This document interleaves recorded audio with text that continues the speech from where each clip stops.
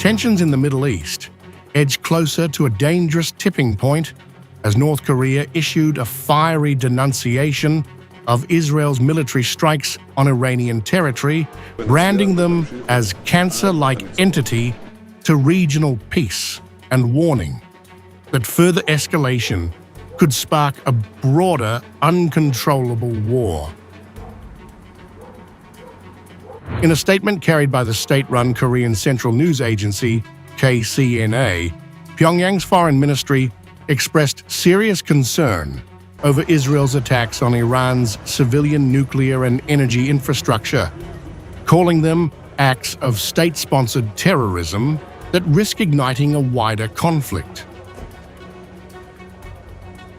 The killing of civilians in Israeli attacks is an unpardonable crime against humanity. The North Korean spokesperson declared, further stating that Israel, supported and patronized by the US and the West, has become a cancer-like entity for peace in the Middle East and the principal actor undermining global security.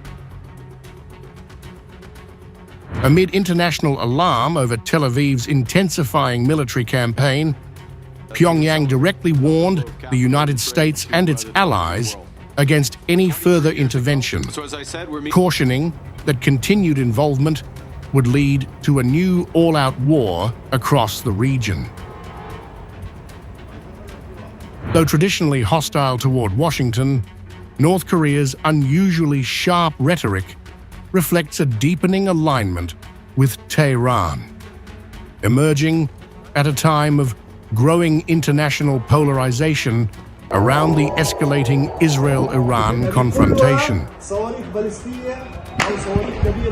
US President Donald Trump, speaking to reporters, said his patience had run out with Iran and hinted at potential retaliation, though he refrained from announcing any immediate course of action.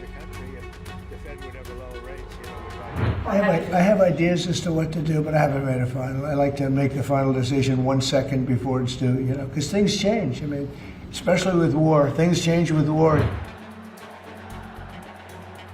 Iran's supreme leader, Ayatollah Ali Khamenei, responded swiftly, rejecting Trump's call for an unconditional surrender and warning the US of dire consequences should it intervene militarily.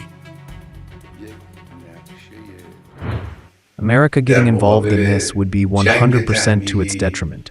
The damage it would suffer would be much more than what Iran would possibly suffer. The damage to America, if it gets militarily involved, would be an irreparable damage, no doubt.